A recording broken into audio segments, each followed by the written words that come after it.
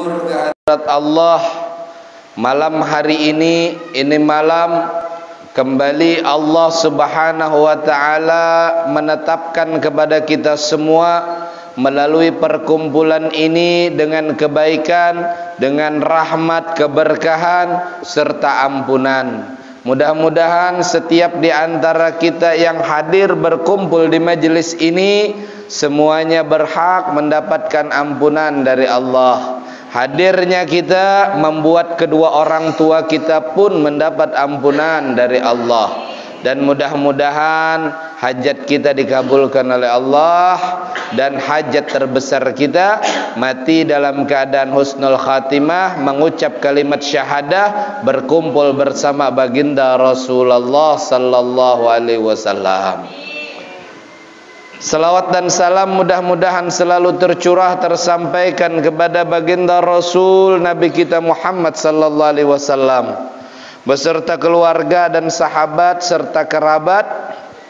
Hadirin hadirat yang dirahmati oleh Allah, Al-Imam Hujjatul Islam Abu Hamid Muhammad bin Muhammad Al-Ghazali di dalam kitab beliau Risalatul Jami'ah, di dalam kitab beliau Bidayatul Hidayah, mudah-mudahan Allah meridhoi beliau dan kita semua, amin Allahumma amin ya rabbal alamin. Melanjutkan daripada pembahasan yang telah lewat, berbicara tentang bagaimana niat kita ketika kita dalam pergaulan, ketika mengupat orang atau menguya orang. Jadi ada, kata beliau, orang-orang yang seakan-akan dia mendoakan bagi orang yang bermaksiat, bagi orang yang melakukan aib, tetapi doa itu tidak ada keikhlasan. Jatuhnya, tujuannya dia ingin membuka aib orang tadi, tapi digayakan, dicarakan seperti berdoa. Lah, kan kemarin dijelaskan sudah. Ada orang misalkan sedang maksiat atau melakukan satu aib, lalu kita mendoakanlah di tengah orang banyak atau di tempat-tempat tertentu. Ujar kita, mudah-mudahan inya tuh ampih nangka ini nangka itu. Padahal kalau memang betul-betul ikhlas, kita akan mendoakan dia waktu sendirian. Di tengah orang banyak, bukannya mendoakan, malah kita membuka aib dia, yang mana kalau dia mendengar itu, dia tentu akan benci mendengarnya. Nah, jadi seandainya niatmu ikhlas, kata Imam Ghazali, di dalam doa itu maka sebaiknya engkau mendoakannya dengan cara sendirian. Jadi ada kawan ketujuh menjablay lah, jangan didoakan waktu di majelis. Guru doakan tolong kawan ulun ini lah penjablayan benar. Kita doakan si Ano mudah-mudahan ampih menjablay. Pas sabarataan jamaah tahu buruknya tadi, tahu lawan aibnya tadi, itu ngarannya kada mendoakan, tetapi itu tadi membuka aib inya. Lah, ini banyaklah nangka inilah. Tahulah jar si Anu tuh nangka ini, cuman kita nih kada panglah menggosip kada aja lah, cuman supaya kita nih kada tegawi juga kita doakan. Nah, ini ngarannya pian menggosip juga. Nah, dan berbicara masalah hati kan, di sini ada kaitannya dengan hati. Artinya ketika pian membuka itu tadi kaitan besarnya dengan hati. Maka kembali ke hati pian. Kalau memang pian betul-betul orang yang ikhlas dengan doa tersebut, itu ada tanda-tandanya. Tetapi kalau hati pian ingin membuka, maka itu pun juga diketahui. Fa innahu ya'lamu sirra wa akhfa. Karena Allah berfirman, sesungguhnya Ia Allah Maha mengetahui sesuatu yang rahasia dan yang lebih tersembunyi. Ini pian misalkan lah, tetamu lawan orang takurihing, kada tahu pang lagi di dalam hati itu tadi, apakah takurihing juga atau takulibi lah. Kadang kan kita tetamu orang, siapa nang tahu dalam hatinya katuju kah muar kah? Siapa nang tahu? Ya pian. Dan selain pian tersebut yang lebih mengetahui itu Allah. Ketika pian menguya orang tadi, membuka aib orang tadi dengan gaya berdoa, dengan gayanya mendoakan, nang tahu itu tadi siapa? Allah. Kalau pian ikhlas, tentu ada tanda-tandanya. Dan kalau pian kada ikhlas, tujuannya menggibah, tentu ada tanda-tandanya. Jadi kada kau didustai lah.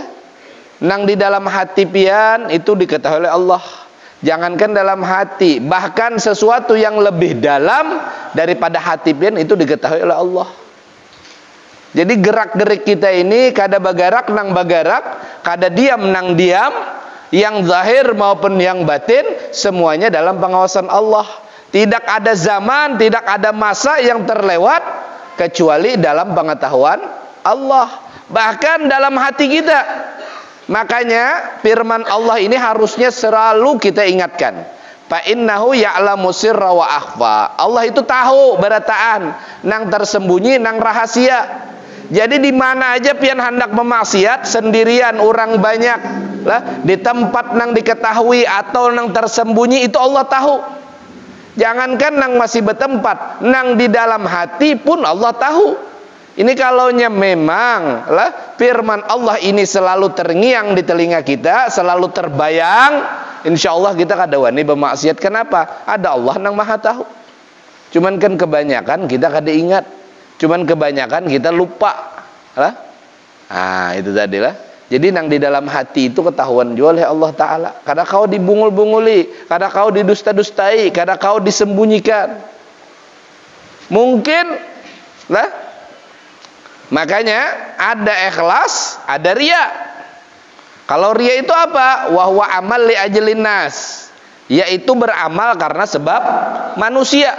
Riya itu artinya pamer. Riya itu artinya betampai. Pian menggawi satu ibadah, satu pekerjaan ditampaikan orang dengan tujuan karena orang tersebut. Nah, digawi dulu gawiannya dan maksudnya adalah pujian, maksudnya adalah sanjungan, maksudnya adalah dipadahkan baik. Itu riya ngarannya. Sedangkan ikhlas dia tidaklah beramal kecuali semata-mata hanya kepada Allah. Lalu apa bedanya antara riya lawan ikhlas tadi? Kada kau bedakan, karena itu urusannya di dalam hati. Urusannya maksud tujuan. Sama tia sembahyang, sama tia puasa, sama tia sedekah. Tapi beda, sembahyangnya ini hendak minta puji, sembahyangnya yang itu karena Allah Ta'ala. Nah ini yang tahu ini siapa? Allah. Jadi kada kawa kita didusta-dustai lah, kada kawa dibung-bungi, kada kawa disembunyikan, kada kawa. Lawan manusia bisa, oh itu orang baik, gawiannya, zohirnya baik, tapi hatinya belum tahu. Alah, fa innahu ya'lamu sirra wa akhfa. Sesungguhnya Tuhan kita Allah Subhanahu wa taala itu mengetahui sesuatu yang tersembunyi, bahkan yang lebih sembunyi. Jadi pian-pianlah harus berhati-hati. Apa maksud pian? Apa tujuan pian?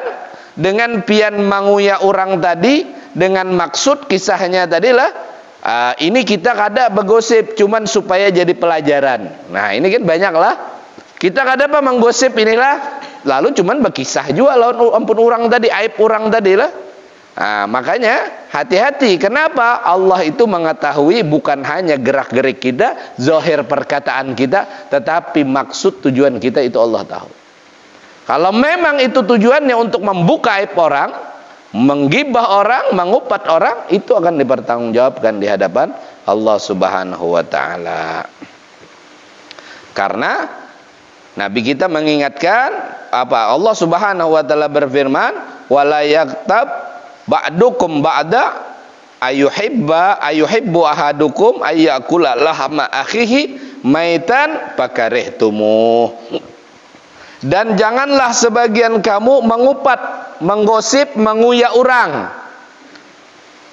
Menguya orang. Jangan sebagian kamu mengupat, menggosip sebagian yang lain. Siapapun itu. Apakah seseorang kamu suka? Pian apakah ketujuh juga memakan daging saudara yang sudah menjadi bangkai? Maka sudah tentu kamu merasa jijik. Jadi diibaratakan orang nang menggosip itu seperti memakan bangkai orang nang digosipakannya. Nggak usah bangkai lah, daging sigar aja ini daging manusia. Dan ini sudah jadi bangkai. Maka seperti itulah gambaran orang yang menggosip, memakan bangkai orang nang ia gosipi. Makanya pian-pian nang digosipi pun harusnya terima kasih juga. Kenapa? Amal pian dosa pian diambil oleh orang nang menggosip tadi. Allah Ta'ala telah menyerupakan engkau dengan pemakan bangkai, kata beliau. Maka hindarilah penyakit gibah ini, dan jikalau engkau mau berpikir, tentu engkau tidak akan mengupat orang lain. Kalau kita tuh tahu menggosip itu nang kaya memakan bangkai, tentu kita kada senang, tentu kita jijik. Coba engkau lihat pada dirimu sendiri. Bukankah dirimu sendiri juga pernah mengerjakan maksiat secara sendiri? Dan juga dengan cara terang-terangan.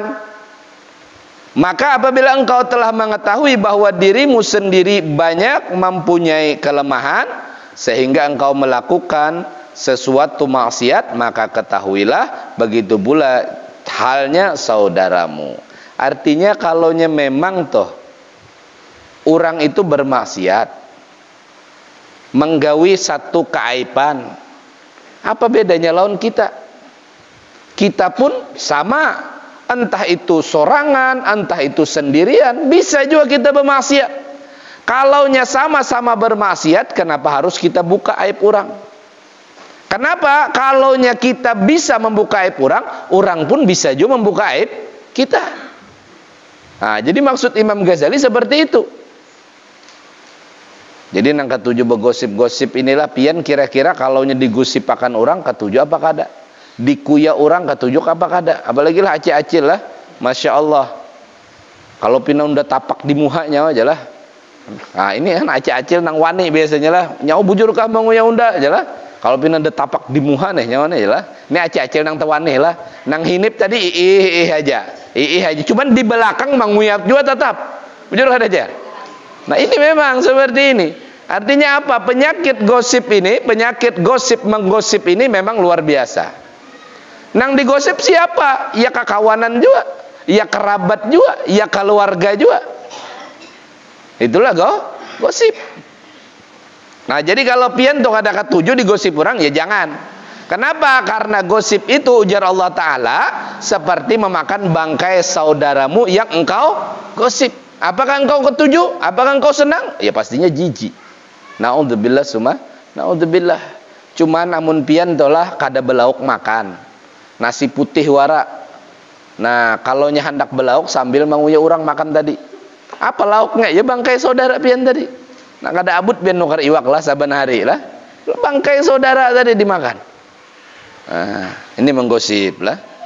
Nah, jadi hati-hati, ini maksiat, yaitu maksiat menggosip, mengupat orang. Maka apabila engkau telah mengetahui dirimu sendiri banyak mempunyai kelemahan sehingga engkau melakukan suatu maksiat, maka ketahuilah begitu pula halnya saudaramu. Ia juga mempunyai kelemahan sehingga ia melakukan maksiat, maka uzurnya sama dengan uzurmu. Tetapi kenapa engkau suka menyebut-nyebut kelemahannya? Tentu ia tidak suka seperti halnya engkau tidak suka disebutkan kelemahanmu. Nah ini perlu diperhatikanlah. Menyakiti seorang muslim, menyakiti seorang muslim itu sama halnya dosanya seperti menghancurkan Ka'bah. Dalam salah satu nasihatnya Sayyidil Habib Umar menjelaskan, menyakiti seorang muslim, siapa muslim? Siapapun, mau kerabat, tetangga kita, saudara seiman kita, seorang muslim. Maka siapapun yang menyakiti seorang muslim, saudaranya dengan menguyaknya, menzoliminya, maka ini termasuk daripada dosa besar. termasuk daripada dosa besar. Jadi hati-hati pian yang ketujuh menggibah, menggosip orang, dan yang pian gosip itu lah adalah saudara pian seiman, saudara pian seagama, saudara muslim pian. Kenapa? Menjaga perasaan seorang muslim adalah ibadah. Tetapi menyakiti perasaan seorang muslim dosanya lebih besar daripada menghancurkan Ka'bah. Ini ujar Sayyidil Habib Umar lah daripada hadis-hadis Nabi SAW. Dosanya lebih besar daripada menghancurkan Ka'bah. Siapa saja yang membuat senang hati seorang muslim, maka ibadah. Tetapi sebaliknya, siapa saja yang membuat sakit hati seorang muslim, maka dosanya lebih besar daripada menghancurkan Ka'bah. Maka beruntunglah orang yang menyenangkan hati seorang muslim, maka Allah akan menyenangkan dirinya kelak di akhirat.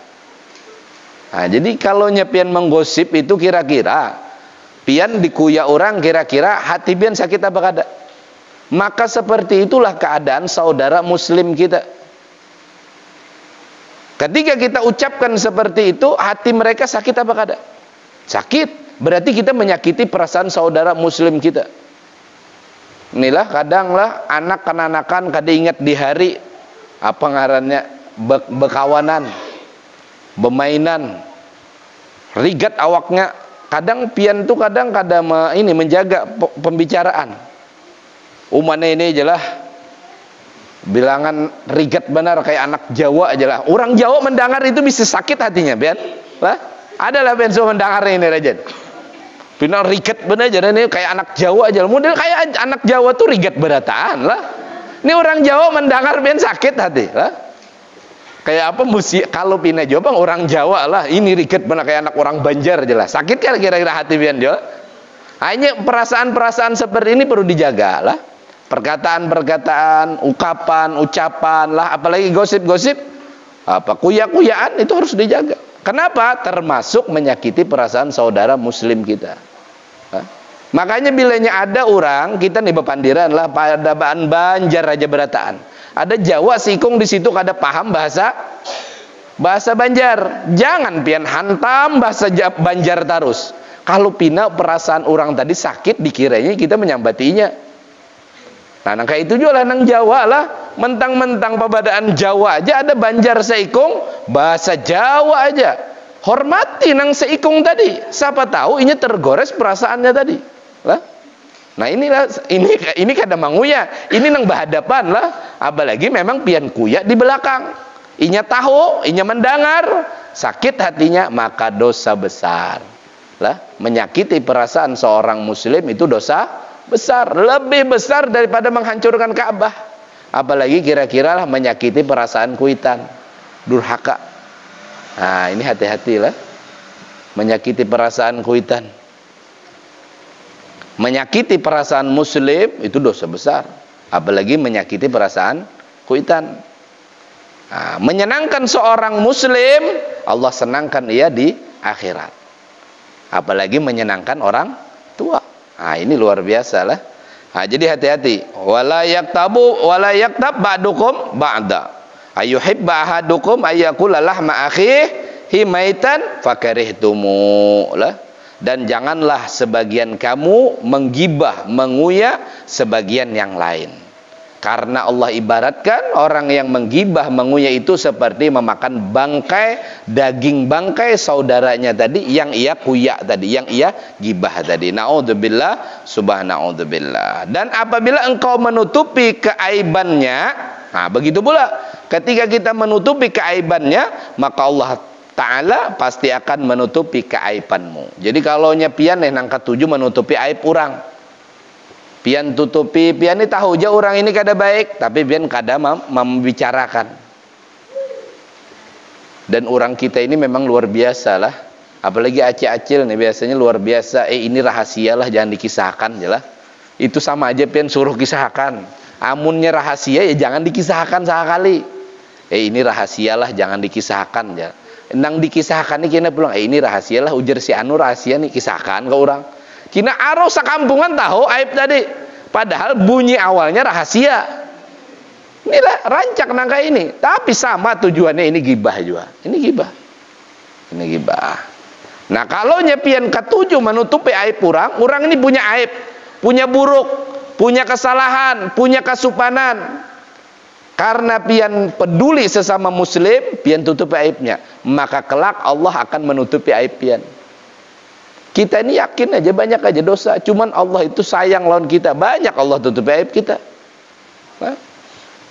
Tetapi jika engkau suka membuka keaibannya, maka Allah Ta'ala pasti akan menyediakan lidah-lidah yang lebih tajam untuk membuka keaibanmu di dunia ini. Nah, artinya apa? Bilanya orang menguya, ya orang ini akan dikuya juga. Bahkan lebih lagi, yang lebih tajam lidahnya, yang lebih pedih lagi kuyaannya. Nah, jadi bilanya pian membuka satu, bisa banyak terbuka aib pian. Bilanya pian buka aib kurang satu, bisa lebih banyak lagi aib pian yang terbuka, nang kawan. Nah. Kemudian Allah Ta'ala akan membuka pula segala rahasiamu di akhirat. Di dunia dibuka oleh Allah. Nang ketujuh menguya orang tadi, dikuya orang juga, dibuka juga aibnya. Bukan hanya di dunia, di akhirat juga Allah buka. Nah. Seluruh makhluk di padang mahsyar. Jadi kalau di akhirat itu jadi tontonan, seluruh makhluk melihat. Oh aib ini, oh aib ini dan sebagainya. Jadi tontonan.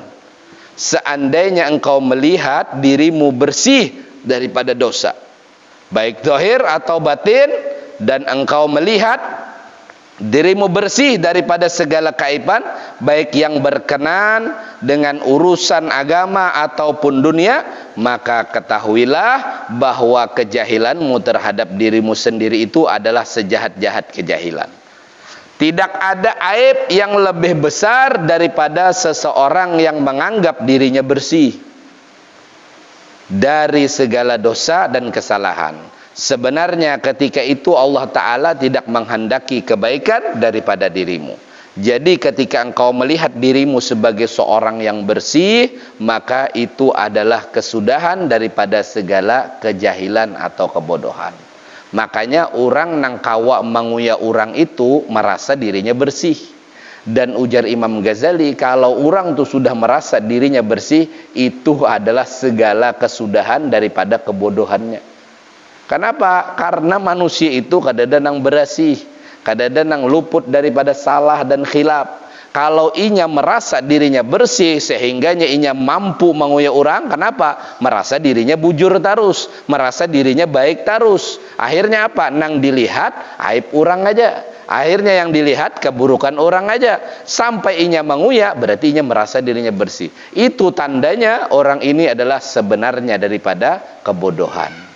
Nah, ini hati-hatilah. Kemudian seandainya engkau memang benar pada sangkamu bahwa engkau orang yang tidak ada mempunyai keaiban, maka banyak-banyaklah engkau bersyukur kepada Allah Ta'ala. Dan mengapa pula engkau mau memaki orang lain dan memperolok orang lain kesalahan mereka? Bukankah perbuatan ini juga termasuk di antara keaiban yang besar pula? Nah, jadi kalau memang bersih, ujar Imam Ghazali, lalu kenapa engkau harus menguya orang? Sedangkan menguya itu ya sudah keaiban. Ketika engkau membuka aib orang, ya itu keaiban. Ketika engkau mengolok, memaki orang, ya itu keaiban.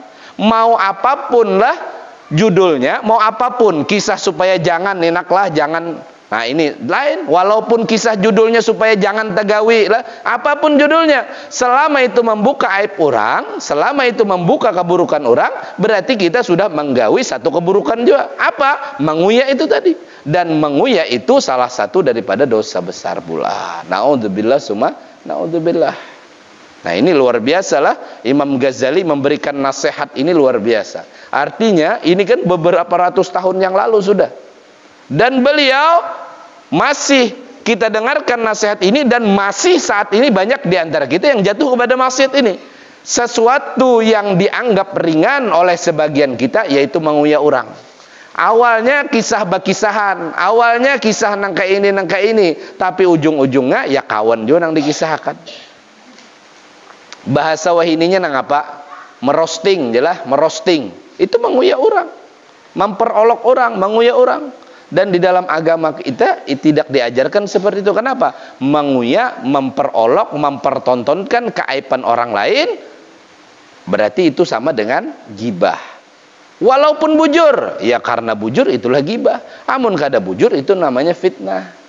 Amun yang kada bujur disampaikan ya fitnah ngarannya. Amun yang bujur yang ngarannya gibah. Dan ini adalah dosa besar. Dan inilah dalam persaksian Allah. Tidak ada yang luput di dunia ini, tidak ada yang lepas di dunia ini, semuanya dalam pengawasan Allah. Bahkan yang zahir mau yang batin, yang lebih tersembunyi daripada yang batin, semuanya diketahui oleh Allah. Artinya kada ada beralasan lagi. Kina kalau di akhirat ulun ya Allah hai kada hendak pang menguya. Cuman ulun tuh mengisahkan aja supaya jangan diumpati, tapi niat pian kina akan dibuka oleh Allah. Niat pian, maksud tujuan pian ketahuan lah. Kisahnya aja kisah lawan laki nih si anu tuh je bini dua lain sebagainya. Awalnya kisah berkisah pian jangan kayak ini. Sebenarnya hendak membuka aib juga ujung-ujung.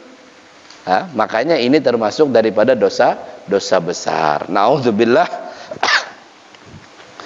Na'udzubillah sumana udzubillah. Tetapi ada memang beberapa hal yang harus kita menguyak orang. Nah inilah. Jadi kalau selain ini jangan biarlah menguyak orang. Yang pertama, ketika mengadukan hal kezaliman orang lain terhadap kita di hadapan hakim dan seumpama, maka ketika itu kita bolehlah membuka keaiban. Pian misalkan dizolimi laki pian, lalu ujar hakim di KUA, nang apa nang dizoliminya, ampun maaf hakim, ulun kada koba kisah ini gibah aja lah. Pian ditakuni itu zolimnya nang apa, ulun ditampiling laki lain sebagainya, itu harus dikisahkan. Atau misalkan apa keaiban bini ikam, ujar hakim, ini terjadi persidangan misalkan. Ulun kada kau kisah hakimnya. Kenapa? Ini zolim, ini ulun ini menguyak. Nah ini bukan menguyak, pian harus mengisahkan. Karena itu sedang dalam persidangan. Itu yang pertama. Yang kedua, ketika bermusyawarah untuk memperbaiki kesalahan seseorang, maka bolehlah kita menyebutkan kesalahannya di hadapan orang yang datang membantu kita memperbaikinya. Tapi ini bukan di halayak ramai. Kalau nyenang di halayak ramai nang kayak ini, ujar ulun lah kayak apa yuk kiranya udini supaya ampe ambil sawit orang misalkan aja din lah. Ini kan orang akhirnya nang kada tahu jadi tahu lain sebagainya dan tidak ada niat perbaikan, itu ngarannya menggibah. Lah niat ulun tadi bisa jadi ulun memang hendak membuka aib si Udin. Tetapi yang dimaksud yang boleh itu misalkan ulun kiau Udin, Pak RT lain ini kia apa yuk? Kalaunya kita nih nah hendak supaya si anu tuh supaya jangan lagi mencari solusi. Artinya bukan di halayak ramai. Orang-orang tertentu saja. Nih kita nih maksudnya nih supaya si anu itu mau berubah. Nah ini boleh nang kedua. Nang ketiga, ketika kita meminta fatwa daripada mufti atau ulama, maka bolehlah kita menyebutkan kesalahan orang yang terlibat dengan soalan kita. Ada satu maksiat, ada satu perbuatan dosa, pelanggaran, kita mintakan fatwa, hukumnya kayak apa ini guru, nang apa nang digawinya, anu ulun kada kau berkisah ini kalau pindah jadi gibah, nang apa nang hendak dihukumi, amun kada berkisah. Nah ini makanya dikisahkan, oh ini menjablay, lain sebagainya, nang ini nang kayak ini, oh itu hukumnya kayak ini, kawa kan dihukumi. Amun pian kada kon berkisah kan ngalih.